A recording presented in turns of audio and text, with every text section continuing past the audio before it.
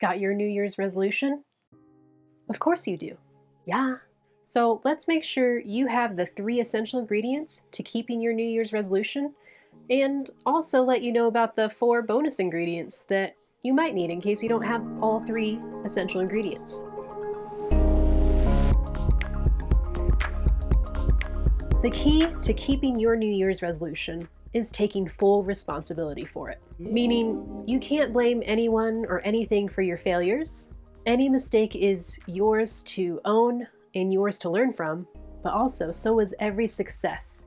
It's completely yours to own and also yours to learn from. Let's start with the first ingredient, honesty. Do you really, honest to God, want this resolution? Like, is this one of your top 3 goals in your life currently? Doesn't have to be like your biggest goal, but it has to be pretty far up there. Like, this is incredibly important. I'm gonna focus on it every day because I really want this to happen for me. I mean, I'm pretty serious about it being one of those top 3 goals.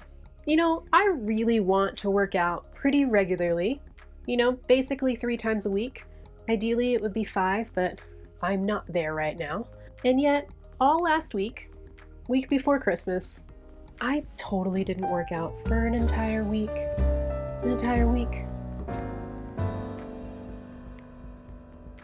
Do I want to work out? Yes, I do. Is it in my top 3?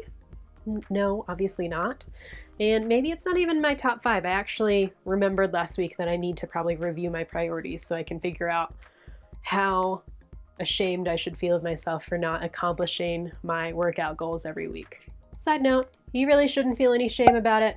Just review your priorities. It's okay. Make a plan and stick to it. And if you can't, you did something wrong and learn from it. It was Christmas week. My self-care game got knocked off. Work had a crisis. And, some of these excuses are more acceptable than others, but what I'm getting at is that life happens and I don't complete every task I want to get done. But barring any huge crisis, I can get my top 3 tasks done regardless. So make sure this resolution is something in your top 3. Essential ingredient number 2, solid plan. You have to have a solid plan. How are you going to accomplish this? Like, I'm sort of interested in going off sugar for a month, and I've done this before, so I kind of remember a little bit. Like, I am going to have mad cravings and I'll probably have a headache. And what am I going to do while I'm craving sugar? Well, I need to make sure I have some replacements for the sugar. Drink a lot of water. Make sure you have protein all around. Make sure that you stashed away any leftover sugar you have so that you can't just go over there and nibble it up, right? So that's not the most solid plan.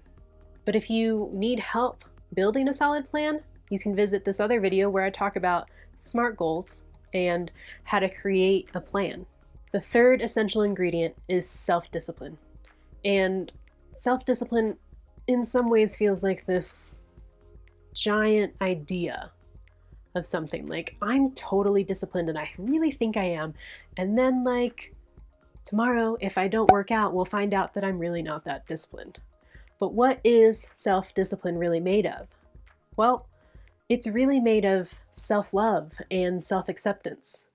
In order to be self-disciplined and be able to be accountable for yourself and all of your behaviors, you must be making thoughtful decisions.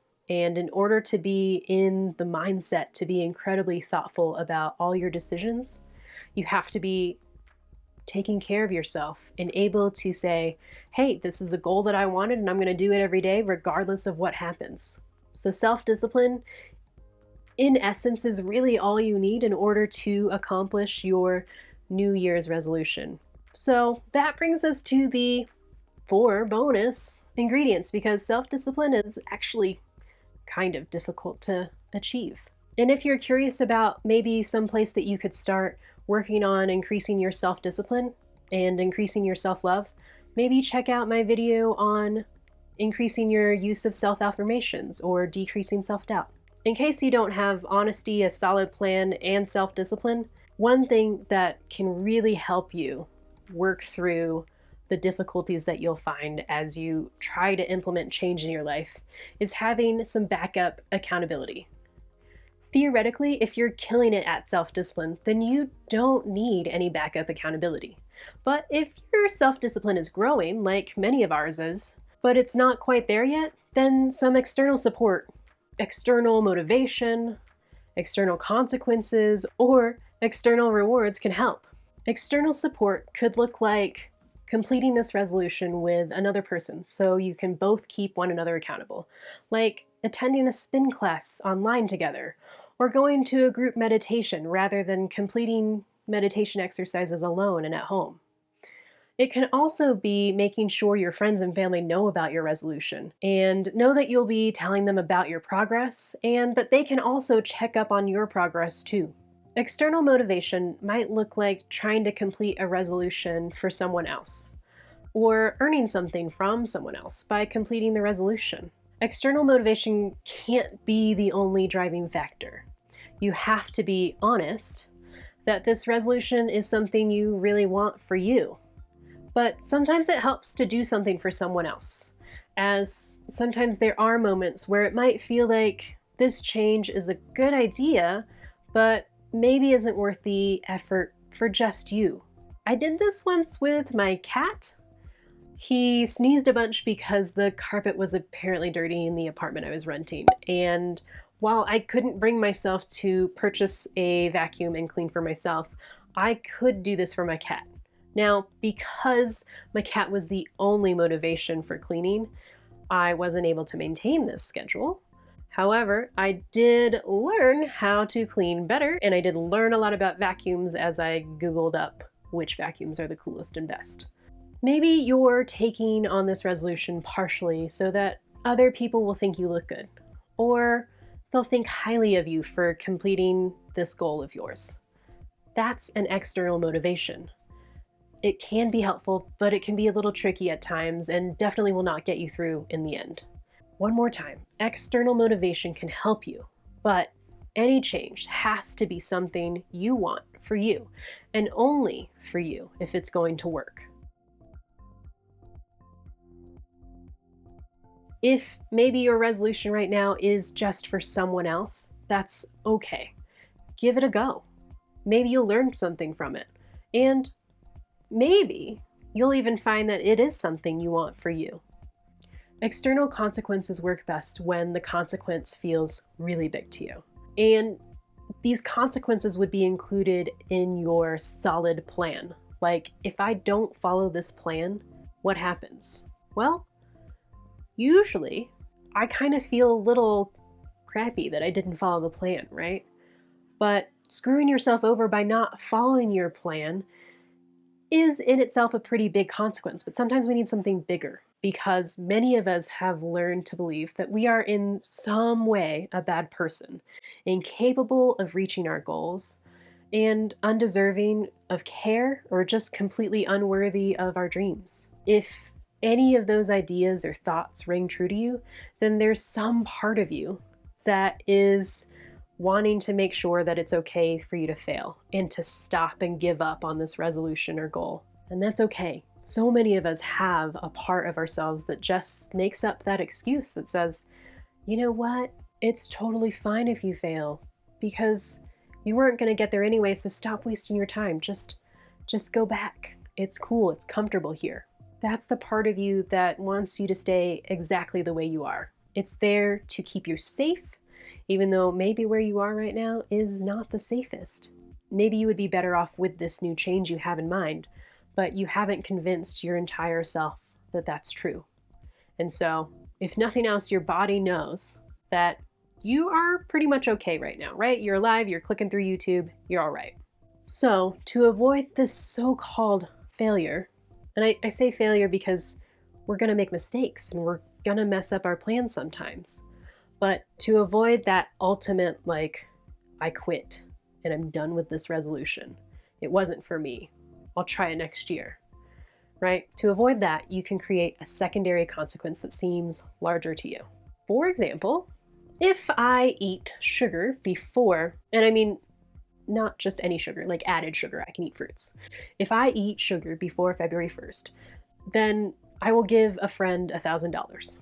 Or if I don't make it to at least 3 spin classes a week, then I will eat a medium-sized raw white onion. So when you're exhausted, mind, body, and spirit is ready to throw in the towel and let your plan go to the wayside for that day, you'll recall that you don't want to give your friend $1,000 or eat an onion, and you'll complete that required task of the day. External rewards. In a similar spirit to external consequences, they are helpful when we don't respond well to only internal rewards. We are super trained to respond to external rewards and also pretty well trained to ignore our internal signals. End goal, be self-disciplined, love yourself, and be aware of your internal signals. But if you're not there yet, then let's add in some external rewards to get that dopamine churning in our brains, to reinforce that the changes we are making are good. What's something you like? Maybe you want to watch a particular movie, or you really want to try an escape room, or you would love to splurge on some jewelry or a nice dinner. If you are following your plan, celebrate. Even if it feels like you should be making more progress, you need to celebrate that you are doing all you can. Results and success may take longer than expected, but following your plan can start immediately. All you have control over is your behavior. It's just, what changes are you making? Did you follow your plan? That's what you have control over. The results that come out of that plan, you have no control over that.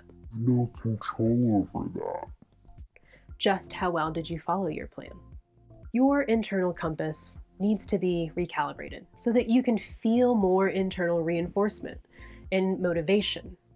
Until then, use external reinforcements to help you recognize the amazing human being you already are and are becoming. So, there you have it. The 3 essential ingredients and the 4 bonus ingredients in case you don't have all 3 essentials, right? We can't even go to the store right now because COVID. So, in order to be successful in keeping your New Year's resolution, you have to have honesty, a good plan, and self-discipline. If you don't have too much self-discipline yet, add in some backup accountability like external supports, motivations, consequences, and rewards. If you need help with any of these ingredients, shoot me an email or schedule a call with me. I have the tools and experience to help you with your New Year's resolution. Happy New Year's, everybody, and may this year inspire you. Thank you for watching. Please hit like and subscribe if you're curious to learn more. If this content adds value to your life, click the bell to get a notification whenever I upload new videos. Until next time, live intentionally, love fiercely, and lead courageously.